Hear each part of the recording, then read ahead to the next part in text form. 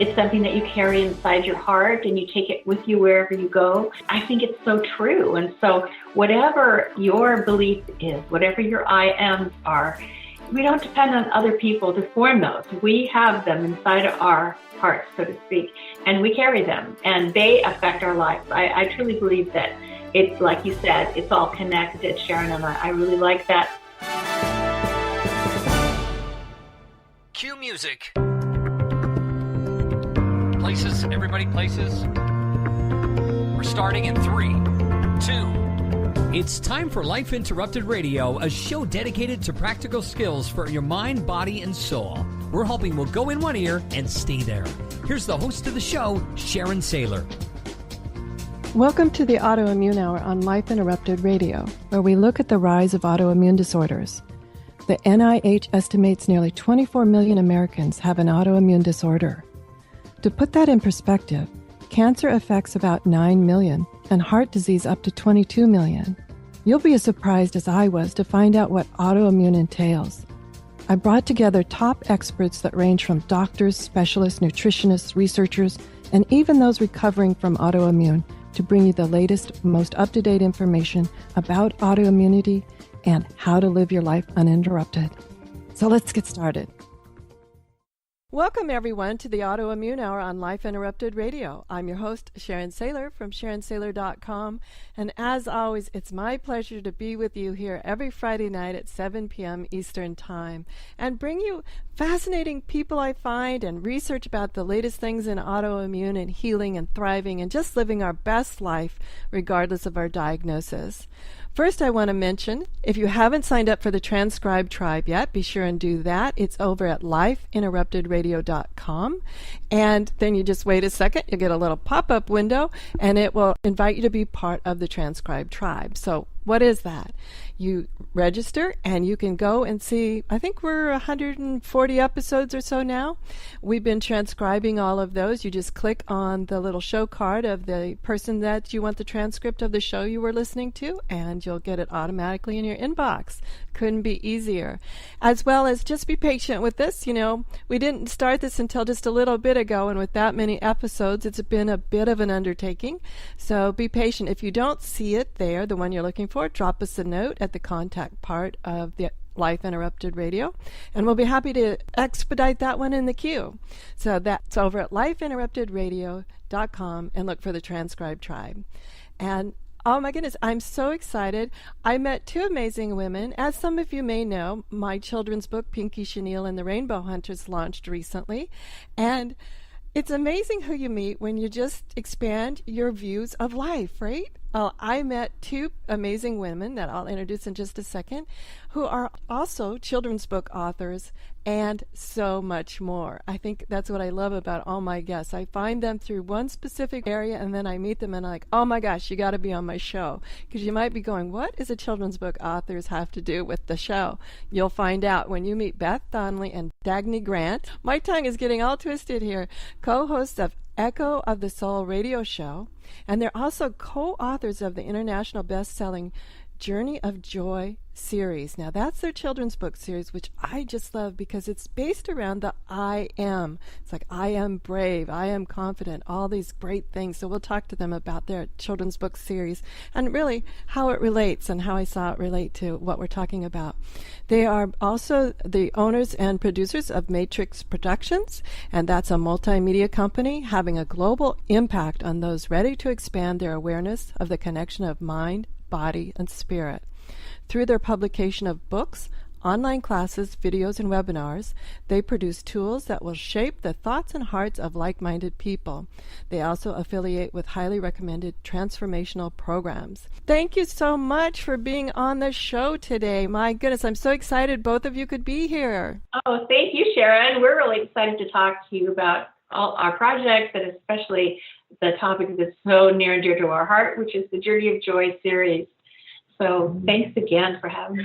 Thanks. This is going to be really fun. Absolutely. We appreciate your book, too, and are really excited about seeing that launching and getting out in the hands of lots of kids all over the world. So that's we share that passion in common is our goal of inspiring kids to look at the world differently in a way to transform their hearts. Absolutely. I think that was one of the things when we were introduced. I was like, oh my gosh, we are on the same plane about encouraging our young people to really be who they're meant to be. That was so exciting when we met. Let's talk just really quickly about this concept of the I am. And we could talk about it in the children's book series, but I saw so much, I'll say, bigger impact that even as adults could use a lot of those lessons in your books.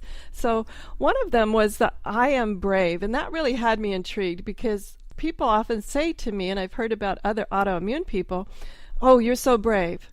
And to be honest, I'm like, not really. I don't see the alternative other than to keep moving forward and becoming healthier and thriving. So let's talk about some of these. I love them. It's like, I am awesome, I am great, I'm enough, I am brave. With I am brave, you just said something really fascinating. I think you said, I don't see that there's any alternative. And I think in reality, there is an alternative that a lot of people take. And that is to feel victimized and to feel like life is not worth living and they're not worthy of feeling good and that they must have done something wrong if they're this sick, especially in the personal development transformation, law of attraction arena, where I must have attracted this in some way, and then they feel, then you add shame to your not feeling well, which is always abstract. And, that's the kind of stuff that Beth and I love to talk about too, is how the law of attraction really works in those kinds of things. But the bravery is really fun in that things like just a little kid going to school and walking in not feeling afraid of what, there's so much judgment and stuff when we go to a party or when little kids go to school or auditioning for a play. Those things take a lot of bravery, and those are some of the things we talk about, the auditioning for a play, the relationships at school are some of the things we talk about, right, Beth? I just always love to go back to Glitter because she's sort of our character that it has all this wisdom. and I say that she's our butterfly. She's our butterfly, yes. And the wisdom applies to kids, and it also applies to adults. I mean, we can take this same message and use it at any space in our lives. So at the beginning of each book, our butterfly says, hello, my name is Glitter, and do you believe in magic? And I think that's the kind of magic that we put forth in these I am principles that you were asking about.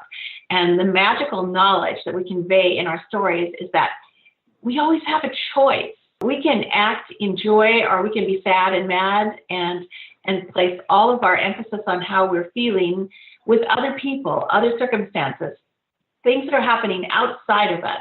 And so we show our characters coming through that and looking inside for how to feel, and that they can always feel happy. And that's the magical part about it, is that a lot of people don't realize that they have that power. They just don't lean into that magical power. And that basically is your feeling of choice and acting in choice.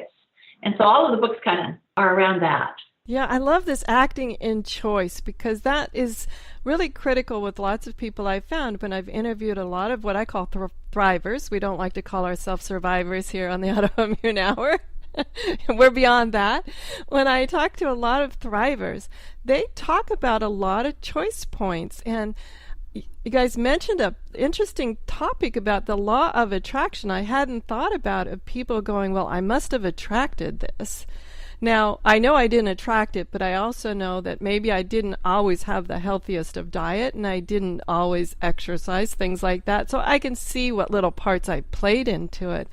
But my goodness, I hadn't thought about people going through this idea of attracting it. Can we touch on that a little bit as in your work with adults and the law of attraction? And boy, have we talked about that a lot, huh, Dagny?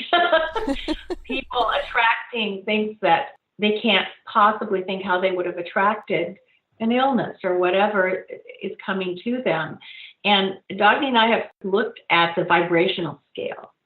And you may not have attracted a disease or an illness or something bad happening to you. But if you look at the vibrational scale, you can be in fear, and that can be very high up on that vibrational scale. So if you're walking around in fear, you may be susceptible to things that resonate with that vibration. And it can be all sorts of things. Right, Dagny?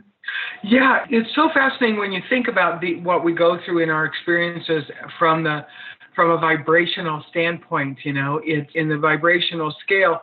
You may feel depressed about something. Let's just say your dog just died, and so you're feeling a really low, slow vibrational energy. That will attract things that are low, slow vibrational energies to you, like people who are angry or people who are depressed. If I'm in grief, I am attracting people who are low and below on the scale as well. They may be sad or angry or depressed. They may not be grieving, but it's a slow vibrational tone. It's kind of like if I'm really excited, I may attract people who are the higher vibration as well. Attraction is an interesting thing. One of the examples that Beth and I have talked about in terms of illness, for example, is our cells, are regenerating all the time. One thing that I find hopeful about illness, let me just shift a little bit because I get really excited when I talk about this. So one of the things I find really hopeful about illness of any kind is that if it's true, and science has told us, that we replace our bodies in their entirety about every 7 years. Mm-hmm. If that's true, why do I still have a scar from when I was 6 on my leg? Why? My body has those cells have completely regenerated numerous times. So is it there because I expect it to be? In the mind-body connection, do I have more power in what my body is actually creating than I'm giving it? Is some of this, do I still have arthritis in my knees that I was diagnosed with at 16? Do I still have that because I expect to have it? Because it's just part of my identity. It's part of my I am. I am someone with arthritis. Apparently, according to science, not even woo-woo metaphysical stuff, right? According to science, all those cells have regenerated every 7 years. We create a brand new body. So what is that? I mean, what do you think about that, Sharon? What do you think would cause that? Well, what I'm fascinated about is that we have had some other experts on, like yourself, Sarah Payton and Dr. Clark, who talk about past traumas, whether it's an adverse childhood experience or a PTSD or a more current trauma in our life, that can actually impact us in such a way that it becomes a physical manifestation. And until we unlock and find out what that is, I've heard the metaphor before, sort of peeling back a stinky onion, that our body continues to hold on to that expectation. And I'm always fascinated by how, I'll say, unique and complex and magical and awesome we are as human beings. Because I don't know about you guys, but when I was growing up in a fairly religious background, for some reason, I don't know where I got this idea, because when I talk to other members from back then, they don't have that idea. But when I was growing up, I thought the mind, the body, and the spirit were 3 distinct, separate things, and neither did they talk to each other. They barely interacted. They sort of knew each other, like a friend, an acquaintance. And what you're bringing up is, no, that's not true. We're intimately connected, all of the parts of us. That's so true. And I think that Western medicine has been operating with the placebo effect for years and years, and has shown that what we believe is really part of what we attract. So, I think that's pretty phenomenal research that's been going on and still going on. And in the more woo-woo circles, like we were talking about, belief does seem to be what we kind of hang our I ams on. I am a healthy person. I know when I was a kid, I used to say, I am really bad at math, because I really thought I was. And so as I progressed through, I had a little bit of trouble through high school. I got into a university, and I took a university level math class, and I did really well. And I thought, gee, what's this all about? I changed my belief. Or what? Dagny has the math thing too. Yeah, so do I. It was funny until I got out and started balancing my own checkbook. I thought I was bad at math, and then all of a sudden it clicked. Yeah. So I know how belief systems can affect my life, and usually it's talking about my own. That goes back to the power of the I ams. Mm-hmm. It is so important how we self-identify. I have a friend that when we would talk, she said she repeatedly told me that she was a migraineur. I'm a migraineur. I am a migraineur. It was an identity that she had really intense migraines all the time. And I suggested that, she might want to not call herself that, not own that as her identity, just say, I have migraines sometimes. Disconnect your identity from that physical experience and see what happens. And it was like miraculous. Oh, it is. It was literally miraculous. And for us to have, that's why I find it so hopeful and exciting, because I think as we just think of these things a little bit different, and Bruce Lipton's, book, The Biology of Belief, that what we believe to be true about ourselves is often what we find to be true about ourselves. And so is it possible for us to be healthier and happier and just more joyful and grateful if we believe that that's possible? What do we believe is possible in our lives is so powerful. The mind, body, spirit thing, like you were talking about, Sharon. Oh my goodness. Put all of that into the children's books, because I think one of the statements in the book is like, it's something that you carry inside your heart and you take it with you wherever you go. And I think it's so true. And so whatever, your belief is, whatever your I ams are, we don't depend on other people to form those. We have them inside of our hearts, so to speak, and we carry them, and they affect our lives. I truly believe that it, like you said, it's all connected, Sharon, and I really like that whole idea of one affecting the other, and we know that they do when we look at our own experience. Oh my goodness, this has been fascinating. We'll need to take a quick commercial break, and we'll be right back with Dagny Grant and Beth Donnelly, and we're going to be talking more about this I am, because I think the labels we put on ourselves are so powerful, and they not just reflect on ourselves, but they reflect on our surrounding community as well. So we'll be right back after this quick commercial break. Life Interrupted Radio will return after these messages from our sponsors. It's great sponsors like these that keep this show coming to you every week. Be sure and stop by lifeinterruptedradio.com to learn more. Do you want to be a better leader? Have better relationships? Become more self-aware? Be a better communicator? Hi, I'm Sharon Saylor, best-selling author, professional speaker, and executive coach. And my life passion is empowering professionals to be the best that they can be. After years of working with professionals, I've discovered the 7 things nobody is telling you that can cost you your clients, sales, and even your career. And I want to give it to you free. You've heard my show, you know my passion, and maybe we'll be working together sooner rather than later. So go grab this ebook now to find out the 7 things that's costing you big time over at SharonSaylor.com/radio gift. Your conscious lifestyle on steroids. OMTimes Radio. IOM FM. Humanity Healing International is a small nonprofit with a big dream. Since 2007, HHI has been working tirelessly to bring help to communities with little or no hope. Our projects are not broad mandates, nor are they overnight solutions, but they bring the reassurance that no one is alone and that someone cares. To learn more, please visit humanityhealing.org. Humanity Healing is where your heart is.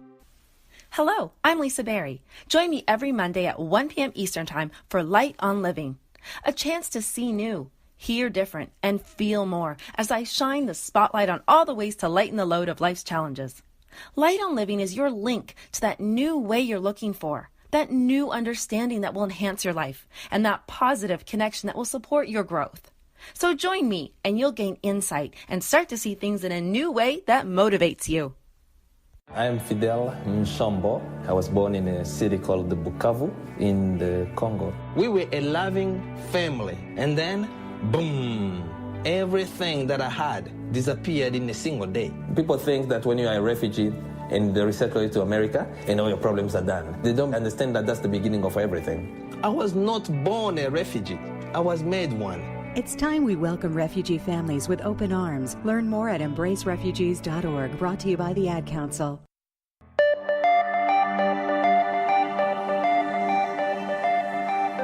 Welcome back, everyone, to the Autoimmune Hour on Life Interrupted Radio. I'm your host, Sharon Saylor from SharonSaylor.com, and today we have two amazing women here who are just multi-talented, and it's Dagny Grant, and she's president of Intentional Living, Intentional Media, and CEO of Matrix Production, as well as her business partner, Beth Donnelly. And Beth is an amazing singer, vocal coach, and composer, along with all of the other things she does as the author and radio talk show host as well, transformational thought leader. So welcome, both of you guys. I know I just brush over your bios really quick there, but I want to get back to this topic of I am. One quick thing I thought about as you were talking about that was when I first got the diagnosis, the first time I heard the word, I didn't mean anything to me because I didn't know what it was. You know, it was great big long, could have been supercalifragilisticexpialidocious for all I heard. I didn't know what the word was, so it didn't have any meaning to me. She gave me this label. But then when I went to another doctor when I was sent there, he's like, you have dermatomyositis. And I'm like, no, I don't. And he's like, yes, you do. Get real. And I'm like, I am real. I will say that I am recovering from a condition called dermatomyositis, but I am not dermatomyositis. And he looked at me and he couldn't get that concept, which was really sad that someone in the medical professional would stick so firmly to this label right across my forehead. And I explained to him, I said, look, I can have cockroaches, but that doesn't mean I own them. And so then... So then he got the concept that I was trying to get to him. So let's talk a little bit more about how we fall into these traps of owning things that people put on our foreheads or all, like, boom, you are. And then we buy it hook, line, and sinker. Right. Think of I am ugly. I mean, think of something as simple in I am terms as a little kid on the playground being fearful about something. He wishes he had the shoes you're wearing today, so he calls you ugly to make himself feel better. And all of a sudden, you're ugly as an identity for the next 85 years. Well, the one that's more powerful to me is you're a girl. What the heck does that mean? You throw like a girl, you run like a girl. Only a girl. You're only a girl. Yeah, I mean it's amazing and it's one of the things that I think it really behoove everyone to consider what their I ams are, because most often they're attached identities that we picked up from other people up through like age 7 and held on to them as ours, and most often they're not even ours, they're just somebody else's junk. So somebody else's expectations of us or someone else's judgment of us, and we can dump it. Yeah. It's okay to release those. We really can. Dagny does a lot of work on helping people tell a new story. I do as well when I coach singers and speakers when they come to me for workshops and master classes, and a lot of times a student will think, well, I'm not as good as the other person, so I'm not enough, basically is what they say. And we try to instill in them the ability to pick up on their power and what they are good at, and all they need to do is look inside and please themselves and do their best. It doesn't really matter. You don't really have to compete with somebody else that you're performing with. And the other thing is they're usually struggling with fear issues. And I think fear is such an amazingly prevalent emotion out there today, and especially you see it in people that are performing. And so if you just say, I am excited, you've got a new and new I am instead of I'm afraid. And it kind of is almost the same kind of thing. Oh, I'm just excited, but you're just shifting it into something that's pleasurable. And Dagny and I have always said that, the opposite of fear is love. And that if you put love into your heart and you walk out on the stage to give your message with a lot of love in your heart and you just want to share it, same thing with music. You just want to share that music and move people in some way. That becomes your I am. And so I think that's how we switch. I think we just are in the jargon, shift. That's how we shift. And I think it's easier than we might think. Right. Well, what's so fascinating about the music world, two things came to my mind. For the longest time, I thought I couldn't sing. And I was telling my instructor what I did get brave enough to go to music lessons, singing lessons, vocal coach as an adult. And I was commenting to him, I can't sing and all these sorts of things. And that was really from fear. But he had chatted with me a little bit about my background, and I told him I had played first chair violin for years in grade school.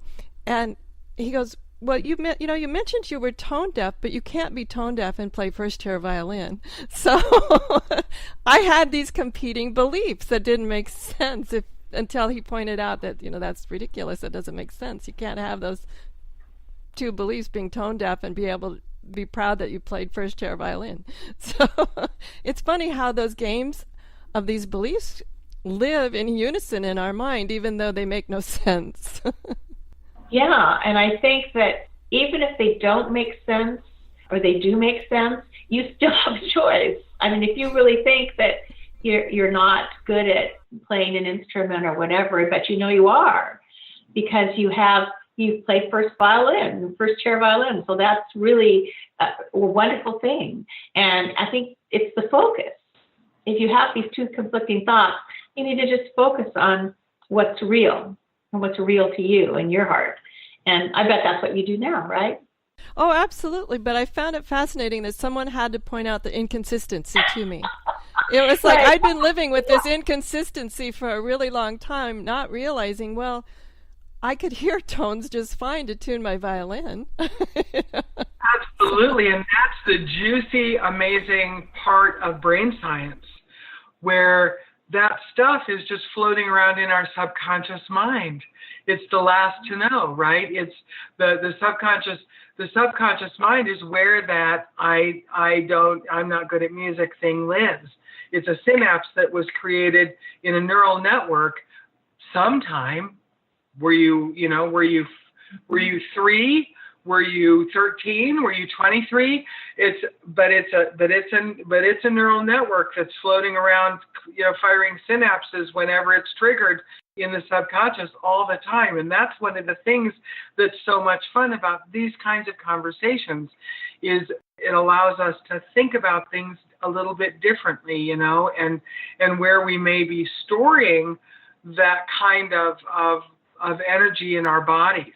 When we talk about health and wellness and how we're feeling, that what are some of the things that the mind, those synapses firing, right? What are some of those things that the mind is creating in its worry about what happened yesterday or what may or may not happen tomorrow, and our victimization about why me and just all that kind of stuff. Those thoughts. What is that doing to our body? What is that doing to the regeneration of our cells as our chromosomes are, regenerating, and our telomeres are either regenerating as stretched out, happy, beautiful, young telomeres at the caps on the end of our chromosomes, or are they kind of toxic? And each time they regenerate, they're regenerating in a state of dis-ease, because that's what we're feeding it. That's what we're nourishing it with, is that kind of toxic a mind process. The power of our beliefs on our health, I think, is having the belief that it matters what we think and what we believe can really serve us, to step into what's possible. Wow. And that's so true, Doug. And I think that a lot of people maybe are not aware that they have to nourish that part, that soul part of who we are every day, just like they need to nourish their bodies. And I think that's one reason Dagny and I went into, we have a product called 15-Minute Epic Life Upgrade, and that's something that people can do for 15 minutes a day, really. And but it's a constant kind of thing. We wash our faces in the morning. You can nourish your spirituality, your soul, and what's intrinsic to you. And a matrix empowerment coaching, which we also do, was for that reason as well. And a lot of people are out there searching, what's my purpose? What should I be doing? What's all this and that? And I don't understand. Well, I think knowledge is really important. And I think when people are getting knowledge, that's great. But I think it's a kind of constant awareness that we have to nourish our spirit every day. And, that's something that I was brought up in the Catholic Church. And so I prayed a lot every day, but it's kind of a newness for me to look at it as a body, mind, spirit function. It's not that I've dropped any of the wonderful things from my history from Catholicism, but I've picked up other things that really nourish me in many different ways. So I like that. Well, that's a wonderful metaphor about nourishing. You don't think of that. And as you were commenting, I'm like, yes, that's the one part of us that is the most often tamped down, overlooked, like we'll get to it later. Maybe it's, the pain isn't quite the same. Maybe our arm is cut, and so it's very a visible type, oh my goodness, I have to take care of this right away. But how easy it is to overlook that part of us and nourishing it. I know in your 15-minute program, some of the things you talk about is everything, understanding the energy and even sleep. That to me was fascinating. Unfortunately, we need to take another quick commercial break, but when we come back, let's talk about what's in that program, because it wasn't just what I'll say, a typical mindfulness or meditation. You guys have so many components to it. So we'll be right back after this quick commercial break. The best of holistic, spiritual, and conscious world. OMTimes Radio. IOM-FM. Ascending Hearts is no ordinary dating site, but a spiritual dating site with a purpose, to link you with your soulmate. We engineer the serendipity so you can trust that you will attune with someone that has the same matching vibration as you. Ascending Hearts, the conscious dating site for the spiritually aware. Try Ascending Hearts for free. AscendingHearts.com. My name is Victor Furman. Some call me The Voice. I've always been fascinated with human nature, spirituality, science, and the crossroads at which they meet. Join me Wednesdays at 8 p.m. Eastern on OMTimes Radio, and we'll explore these topics and so much more on Destination Unlimited. What are all the things you witness online in a day? Cats playing piano, selfies on your feed, your friend's picture being turned into a nasty meme that's been shared 50 times, 51, 52. When someone's being bullied online, it's hard to know what to do. Now you can speak up with the witness emoji. It looks like an eye in a speech bubble, and it's in the symbol section near the clocks in your phone. You'll let the world know it isn't cool, and you'll let your friend know you care. Learn more at eyewitnessbullying.org. Brought to you by the Ad Council. Hi, this is Sharon, and of course you know me from here on the Autoimmune Hour, but maybe you didn't know I'm also an author, mostly nonfiction. But recently I delved into the world of children's fiction with the Pinky Chenille series. The first book launched just a couple of weeks ago, and it's already getting awesome reviews.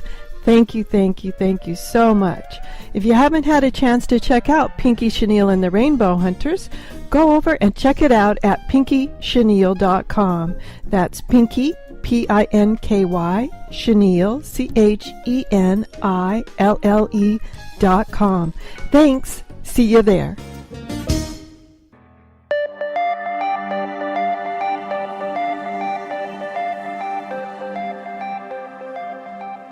Welcome back, everyone, to the Autoimmune Hour on Life Interrupted Radio. I'm your host, Sharon Saylor from SharonSaylor.com, and today here on the Autoimmune Hour, we're talking with Beth Donnelly, and Dagny Grant, and they are the co-hosts of Echoes of the Soul radio show, are co-authors of the international best-selling Journey of Joy's children's book series, as well as the partners in Matrix Productions, and that's a multimedia company that has a global impact on expanding our awareness between the connection between our mind, body, and spirit. And before we had to take that quick commercial break, we were talking about this nourishment of the spirit, the nourishment of the soul part that's so often overlooked. If you guys could share with us, what are the first couple of things you see people doing, I'll say, wrong, and what's the thing that they should be shifting to? One of the things I think that would be helpful is the release of toxins. If just in general terms, if we think about toxins in our body, and we think if we're eating a lot of sugar, drinking a lot of pop, that kind of stuff, that we feel kind of toxic. And so just something as simple as eating less sugar, eating less refined foods can literally cause us to feel less toxic. The same is true when we feed our mind thoughts that are toxic, when we are considering, why is that person always mean to me? Why don't I ever get a break? Why can't I ever have what I want? The constant kind of a barrage of victimhood that a lot of people don't even realize they're feeding their souls and bodies is pretty interesting. The mindfulness, being mindful of the focus of our thoughts, is incredibly clearing of toxins once we can shift that. If you think about the fact that energy, if we're all just the body is on this journey, and the body is all these meridians of electricity coming up and down our bodies. And if anybody in your audience isn't familiar with the meridian system of the body, it might be a fun Google search. It's kind of like when you do acupuncture, you've got a headache, but they're putting needles in your feet. What does that mean, right? That's that kind of stuff about that. And so we often, our physical ailments are energy that was blocked at some point, in some place in our body. Shifting our thoughts can literally make our legs stop hurting, or any of those, any of our ailments can be healed by the power of belief and not feeding the body toxins. They watch comedies all the time, so they're not feeding their mind toxins. Laughter is really a good flushing of that kind of stuff. I don't know. What am I missing, Beth, on that? Well, you've got a lot of them there. But I think also we talk about just moving your chi energy. Right. And that has to do with the meridians as well. And Dagny and I were really so impressed with Tristan Drescott and his Qigong series. And we both do Qigong on a daily basis. What I do is pretty simple. It's free flow method. It's something simple that we learned from him. And it's pretty astounding when you can do small bits of exercise, and they are so effective. And that's how I feel about the Qigong that I do. We also had a wonderful interview with someone last week about meditation, an expert on meditation, and I know, and his name was Michel Pascal. There we go. He studied, for years and years about this, and he's quite impressive. And he also talked about doing small bits of meditation, the same as the chi exercise. If you're constantly in a state of saying, oh, well, I can't meditate because I can't concentrate, I don't have time to meditate, I don't do this. So, but what Pascal was saying is that, you can do these small bits of meditation throughout the day if you need to, in the midst of chaos. And it's much better because a lot of people can even meditate in a quiet place, but then when they're in the car and somebody's crossing in front of them and doing all kinds of weird things, they're like, they lose it. So I believe he told us a story about taking someone from an executive from Google out into Times Square and telling her to be the mountain. And it was the first time she ever really discovered that she knew what her inner being was doing.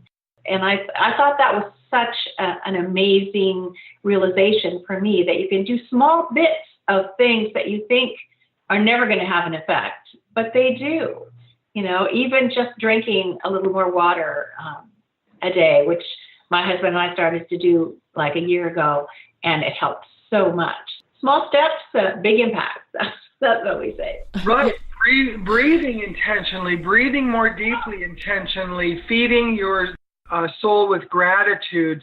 One of the things that Beth and I have talked about is as an instant kind of state shifter, is if we find ourselves worrying about something, we can just, if we catch ourselves, we can stop, take 3 deep breaths, and think of 3 things we're just incredibly grateful for in the moment. And it literally takes us down a completely different fork in the road for the day. Those kinds of really simple things are detoxifying. Meditation is incredibly detoxifying. And a lot of people are intimidated by meditation because they can't get their mind to be silent, and they don't understand if they're supposed to be astral traveling or some people, meditation feels much more complex than it really is. And really just it's detoxifying in that it allows yourself to just be. And the idea of the being a mountain that Beth was just talking about is about kind of settling in, just relaxing, right? If you're a mountain, you've got this big base, right, with the peak. And if you're the mountain, you're just, it's like a pear hanging on a tree. You can just immediately, your shoulders can kind of release if you're being a pear hanging on a tree. It's kind of that same physiological concept. And just 5 minutes a day of allowing that kind of to just let go and focusing on the breath and the heartbeat and the breath and the heartbeat. And if your mind is doing this stuff, that's fine. Just bring it back to the breath and the heartbeat. And literally just doing that for 5 minutes every day can change your whole life. Absolutely. When I first started it, the fascinating thing to me was I couldn't even do 5 minutes, but that's okay. I was doing maybe 45 seconds. And I came back and I would do it the next time. I'm like, that's okay. Maybe I can do 48 seconds the next time. Maybe I can do 52 seconds the next time, and that's okay.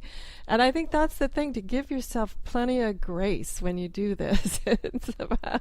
So true. So true. And I'm okay with that. Being kind to ourselves, right?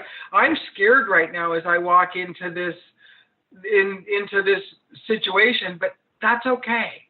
It's okay for me to be a little scared as I walk into this situation. Just making it okay. Just not adding shame and guilt to whatever else we're experiencing is a huge gift for ourselves, right? Huge. Oh, absolutely. Beth, you said one thing that I was trying to think who said the quote. I apologize, I can't remember, but gratitude to whoever said it was that the difference between fear and excitement is breathing. That fear is without breathing, excitement's the same emotion, but you're breathing. And I thought, well, maybe it's slightly off, but I like the metaphor. I hadn't heard that. I love that. Yeah, I hadn't heard that either. It was just something that we kind of discovered that was a similar kind of feeling, but it was positive. It is. Yeah, absolutely. And I thought every time I do get fearful, and that's okay too. I mean, we're human. We're going into situations. Even with the book launch, I'm monitoring things about, oh my goodness, did I remember that? Did I remember that? And it's all based in fear about forgetting. It's sort of afraid that you forgot. Right. And I stop and I take 3-4 deep breaths, because the body, as we know, the body relaxes on the exhale. And it's amazing to me how fast the body recovers. Just can be I might just have in my mind just have time for 2 or 3, 4 deep breaths, which how long does that take? And all of a sudden the body's reset itself. It's fascinating to me. Breathing is so important. It's very important. It's a connection. I feel like it connects me with my intuitive sense that connects me to the divine, the breath. And I find that it connects us to our emotions as well. I know I was taking, as I said, some of the vocal training, And some of the things they had us do was breathe from, I'll say, sort of like different parts of your body. You had to imagine breathing just from your nose and then breathing deep, deep, deep, almost down to your thighs, and that was fascinating, the imagery that would come up. But in this group, when it was that deep, deep, so almost from your thighs type of breathing, a lot of people had emotional things come up for them. And I was like, wow, isn't that fascinating? Did they ever tell you to lay on the floor and breathe when you were studying breathing? Yes. How did that feel? I got some emotions coming up lying on the floor and breathing. It was like, oh my gosh. And it was, I think if I remember correctly, we had to put our hands across our abdomen and just sort of feel the up and down. It wasn't about pressing in or anything. It was just feeling the up and down. It was amazing to me, all of the thoughts that come through your mind at that time. What have been your experiences with training yourself to breathe? I was fortunate to study with one of the stars of the New York City Opera. When she retired, she came to this part of the country, and so my husband and I both studied with her, and she was the one that put everybody on the floor to breathe. And it was like you were a baby again, basically, and you could feel the pelvic area going out when you take a breath in, and the opposite when you exhale. Connecting you with the best of the conscious minds in the world. Like that. And but throughout the years of becoming an adult, change and growth are part of natural life and also part of your spiritual life. Everyone needs support and guidance, especially during life passages. Upgrade yourself with the OMTimes Experts program. With OMTimes Experts, you have access to the best intuitive coaches, spiritual teachers, counselors, astrologists, and oracles. Our team was carefully selected so you can trust. Find out more at experts.omtimes.com. And often overlooked things to do, so we'll be right back. Grab a cup of tea or a glass of wine and tune in for Inspired Conversations with publisher Linda Joy on Tuesdays at 2 p.m. Eastern. Linda creates sacred space for leading female luminaries, empowering authors, heart-centered female entrepreneurs, coaches, and healers. A soulful venue where guests openly share the fears and obstacles they've overcome, wisdom and lessons learned, and the personal journey that led them to the transformational work they do in the world. Inspired Conversations to empower you on your path to authentic, soulful living. Hey, Dr. Phil here. I help people solve difficult problems every day, but one problem has me stumped: childhood hunger. Nearly 16 million children in America struggle with it. Luckily, the Feeding America network of local food banks collects surplus food, giving hope to hungry children and their families. But they need your help. Join me in supporting Feeding America and your local food bank at feedingamerica.org. Brought to you by Feeding America and the Ad Council.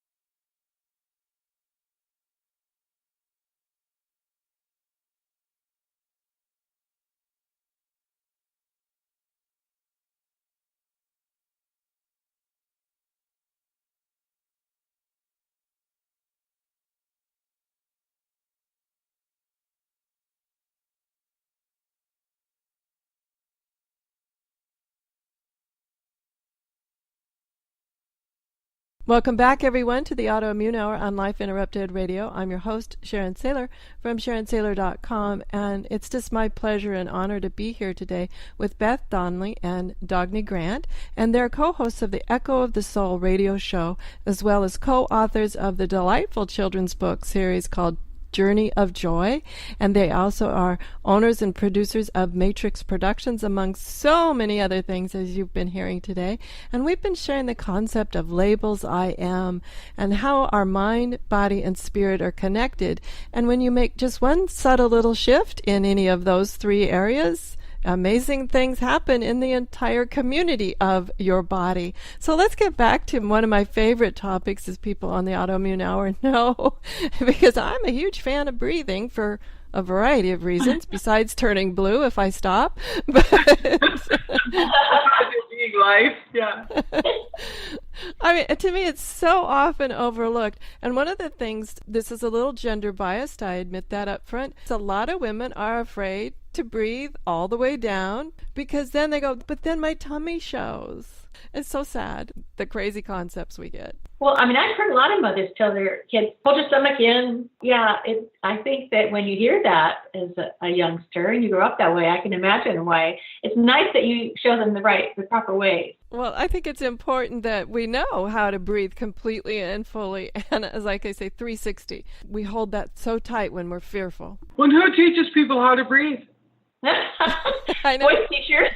Seriously, I mean, unless, we all had that training, so we were blessed to have that. But because I took voice lessons as well, folks who didn't, who teaches them any different way of breathing? I think that's, maybe in yoga, they probably do. If you're in yoga or meditation, I suppose one of the things that I found so fascinating, and maybe you ladies have a thought about this, the other day I was listening to someone do a guided meditation. And they did a breathe in, breathe deeply in and breathe in the good, healing, positive, wonderful air, right? And then they said, and exhale out the toxic, bad, horrible, It's like, well, why? I mean, it was fascinating to me how the label of the exhale had to be negative for some reason, that it couldn't both be a positive thing, that inhale was good, exhale bad. Why? Why would air coming out of our sacred being be a negative thing? I just thought that was so fascinating. What do you think? Where do you think that comes from? Do you have any thoughts about that? Well, I'm not sure where it comes from, but the thing that's fascinating to me is that people lying there in that receptive state are getting new IMs just without even being aware of it in that more receptive state. But you're right, because I always say inhale, that brings all the nourishing in, and exhale's where the body relaxes. I did have an interesting thing that happened to me the other day. I talked to a client I hadn't talked to in years, and she said, you told me one thing when we were talking about my body language, and I remember I was so upset with you because it didn't make any sense. I was wanting something profound. And I hadn't honestly remembered saying what I said, but she said, you said to me, things would go much better for you if you would just take your time and fully breathe. And she was so insulted that was my instruction. But here it was 10 or so years down the line. We reconnected. She said that was some of the best advice I'd ever gotten, now that I understand what you meant by it. And I think oftentimes we may get these messages, like I had the inconsistency of the violin and the vocal being able to be tone deaf with my voice. I think we get these inconsistent messages and we don't always know what to do with them. I know. What do you do with inconsistent messages? I think that's the time we make a choice.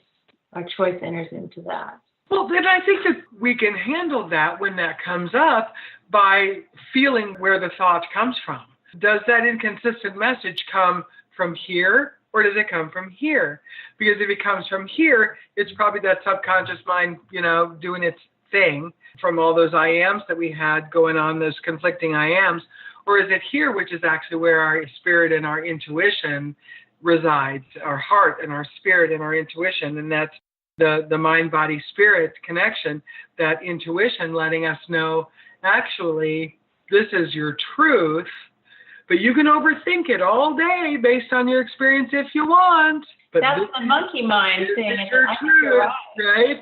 Yeah. I think that's trusting our intuition is what we do when we have that conflicting stuff, I think. Oh, I'm glad you brought that up. And just in a more expanded way, when I'm asking for an answer to something, if I think it through and let the brain do the work, I get nothing. But if I say, what am I feeling now, I get the feeling and I get the message. So I know. So that's a really good way to be able to make your choice, by always being heart-centered. Where in the body is it coming from? Yeah. Well, I'm glad you guys brought that back to full circle here. That's just awesome because we started out with this concept of choice and now we're out of time. Bummer. So be sure and let us know what's your website, where can we find Journeys of Joy. Tell everybody about your projects. Well, you can find us on matrixproductions.co, matrixproductions.co, and our coaching programs there. You can see the books there. We've got our epic 15-minute epic life upgrade is there. You can contact us there if you want to chat some more. We love to hear from people, so you can sign up for our newsletter, and everything's kind of a fun newsletter every month that's kind of fun, and our books are of course available any place that sells books can order our books, but they're right there for sale on Amazon.com as well under either of our names as authors or under the Journey of Joy children's book series is where they'll all be. And we have the 4 different books: I Am Enough, I Am Great, I Am Brave, and I Am Unique and Awesome. And then we also have all 4 books combined under one cover as well. So that's called The Journey of Joy. They are great. They are great. Thank you so much, guys, for being on the show. We'll have that matrixproductions.co on the website if you need to know exactly how to spell it. Sometimes people listen to this while they're exercising or driving or something, so they always go to lifeinterruptedradio.com to find out more information about both of you. And I'm going to just be honest here. In the time we've had together, we've just scratched the surface of these 2 wise women and their depth of knowledge about the mind, body, spirit connection. So we'll have them back on the concept of choice. And as my listeners always know, I tend to run down rabbit holes, but I'm so thrilled that you guys were willing to run down any old rabbit hole with me today. So much fun. Really fun. Thank you so much.